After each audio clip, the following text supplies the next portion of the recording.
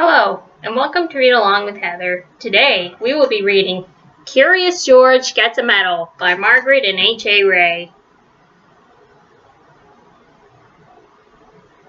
This is George. He lived with his friend, the man with the yellow hat. He was a good little monkey and always very curious. George was alone this morning looking at a picture of a book when the doorbell rang.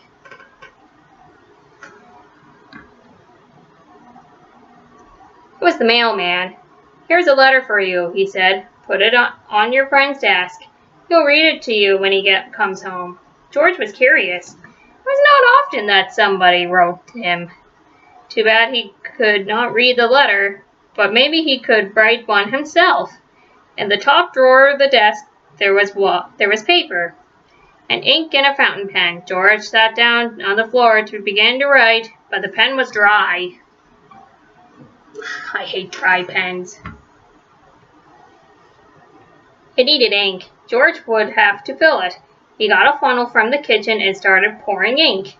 But instead of going into the pen, the ink spilled all over and made a big blue puddle on the floor. It was an awful mess. Quickly, George got the blotter from his desk, but there was no help. The puddle grew bigger all the time. George had to think of something else. Why, soap and water. That's what you clean up with. But from the kitchen shelf, he got a big box of soap powder and poured all the powder over the ink. I don't think you're supposed to use that much. Then he pulled the garden hose through the window, opened up the tap, and sprayed water on the powder. I have a bad feeling about this. Bubbles began to form, and then some lather, and more lather, and more lather, and more lather.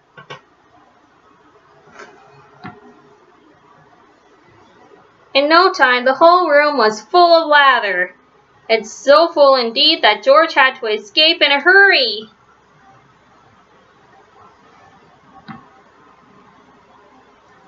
When he was safely out of the house, he first turned off the tap.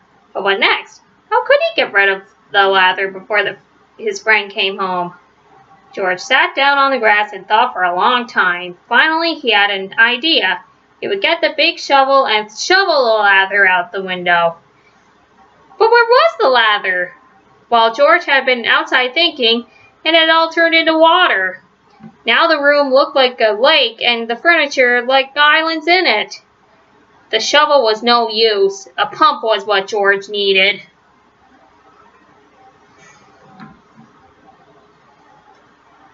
To get the water out, and he knew just where to find one. He had seen a portable pump at the farm down the road. The farmer was always working in the fields. Nobody noticed George when he got to the pump out of the shed. It was heavy. He would need help to pull it all the way back to the house.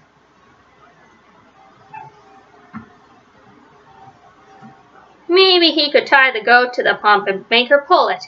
But just as George was about to slip the hoop over the goat's head, he was hurled through the air and landed near a pen full of pigs. The biggest pig was standing near the gate. What if George opened the gate just enough to let him out? A big pig could easily pull a pump out. What do you think? Will it work?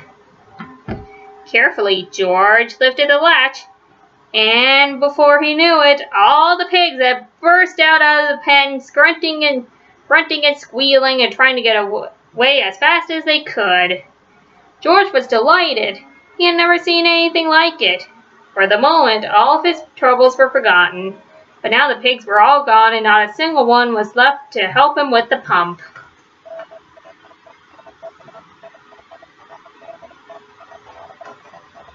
Luckily, there were cows grazing nearby. Cows were gentle and strong. It would mean nothing to a cow to pull the pump for him. This time, George was right. The cow did not mind being tied to the pump. She even let him climb on her back, and off they went. George was glad. Now he would soon be home, pumping out the room, and everything would be all right. Meanwhile, the farmer and his son heard the squealing of the pigs. They rushed home from the field and now had their hands full of catching all the pigs. Not until the last pig was safely back in the pen did they have time to look around. And what did they see? A little monkey riding on their cow, making off with their pump.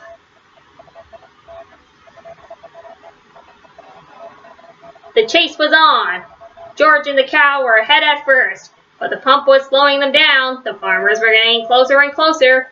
Now they had almost caught up with him, but where was George?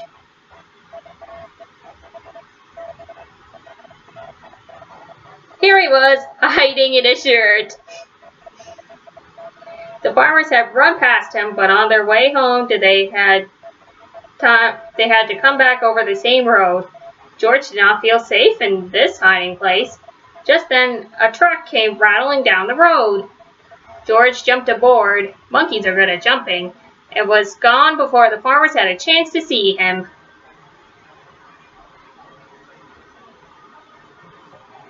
The truck drove to a part of town that George had never seen before.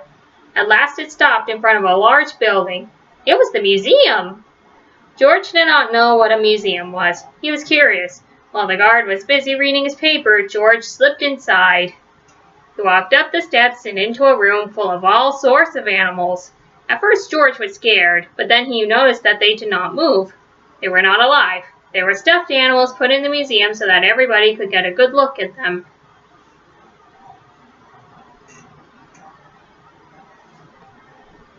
In the next room, George saw something so enormous it took his breath away. It was a dinosaur. George was not scared this time. He knew it was not real. He looked at the dinosaur and then at the baby dinosaur. Then when he saw the palm tree was full of nuts. George liked nuts. Suddenly he felt very hungry. He had missed lunch that day. He would climb up and just then he heard footsteps. He had to hide again. But where? A family came in to take a look at the dinosaur. They paid no attention to the little monkey who was standing there. The monkey did not move. He stood so still they thought he was just another stuffed animal. George was glad when they were gone. Now he could pick the nuts. He climbed up the dinosaur's neck and started to pull, but the nuts would not come off. George did not know they were not real either. He pulled harder and harder. The tree began to sway.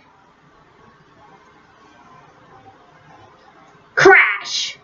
Down came the tree on the dinosaur's head. Down the dinosaur and down came the dinosaur and down came George. Guards came rushing in from all sides, and underneath the fallen dinosaur they found a little monkey. They pulled him out there and brought him to Professor Wiseman, who was the director of the museum. Professor Wiseman was terribly angry. "Lock that naughty monkey up right away," he said, "and take him back to the zoo. He must have run away from there."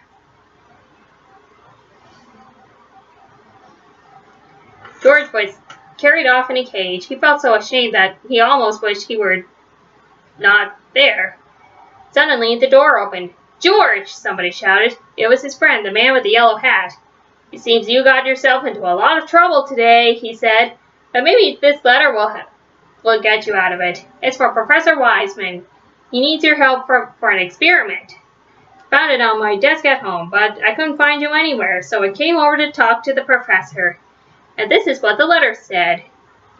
Dear George, a small space ship has been built by our experimental station that's too small for a man, but could carry a little monkey. Would you like to be willing to go up in it?" "So you are George," the Professor Wiseman said. "If I had only known. Of course, everything will be forgiven if you are willing to go." They got the smallest spacesuit for George and all the other things he needed for the flight. They had helped him put him in and showed him how to use them.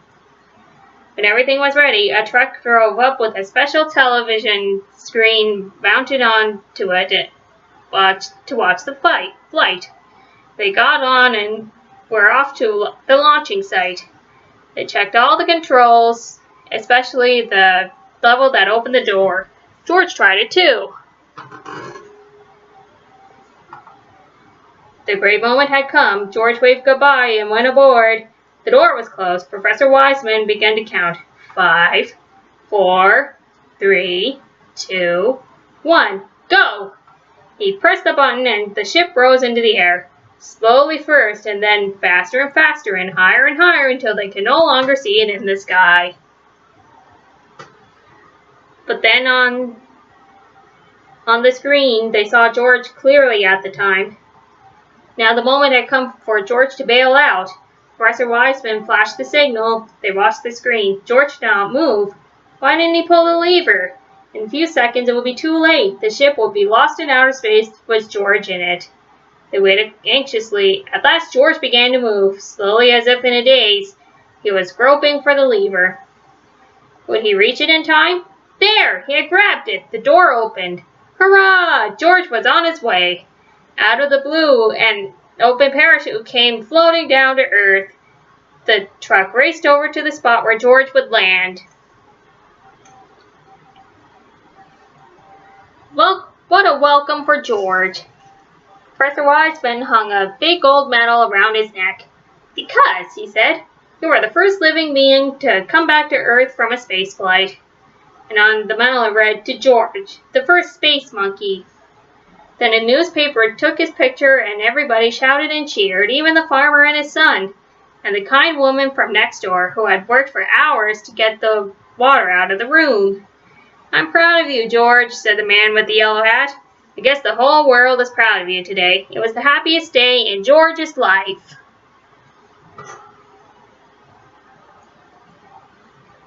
The end.